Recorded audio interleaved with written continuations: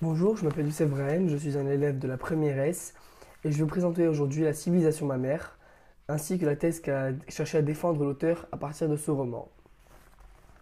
La civilisation mammaire, en fait, l'auteur s'est inspiré de deux femmes importantes dans sa vie, une écossaise qu'il a pu rencontrer et sa mère. Et à partir de là, il va créer son personnage principal.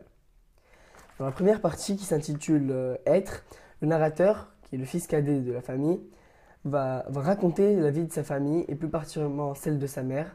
Sa mère qui s'est mariée à 13 ans, qui a été mariée à 13 ans à un bourgeois et qui n'a jamais eu le droit de sortir de chez elle. Donc ça fait une vingtaine d'années qu'elle n'est jamais sortie de chez elle, elle ne connaît rien.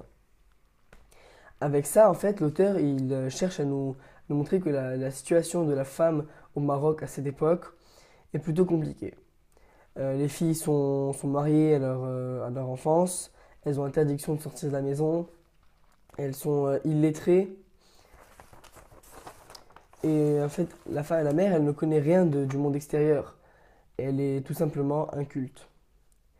Et c'est à partir de là que ses deux fils vont décider de tout lui enseigner, lui apprendre à lire, à écrire, à danser. Ils vont apprendre ce que c'est qu'une tenue vestimentaire, vont la sortir au cinéma. Et d'ailleurs, pour arriver, une petite anecdote, pour arriver à lui faire comprendre les avancées techniques et technologiques, ils vont lui apporter une radio. Il faut essayer de lui expliquer et ne comprenant rien, ils vont décider de lui dire qu'en fait c'est un magicien qui se cache dans la radio. Et ce magicien s'appelle Kateux et c'est lui qui est en train de parler de foot, de musique, de tout et n'importe quoi. Et en fait, ce qui est plutôt ironique en disant que c'est dans cette anecdote, c'est que la mère elle y croit. Elle connaît tellement rien, elle est tellement inculte qu'elle y croit. Et en fait, on en vient à la seconde partie qui s'intitule Avoir. Il y aura un changement de narrateur. Le fils cadet va partir faire des études et donc c'est le fils aîné, Najib, qui va prendre le relais.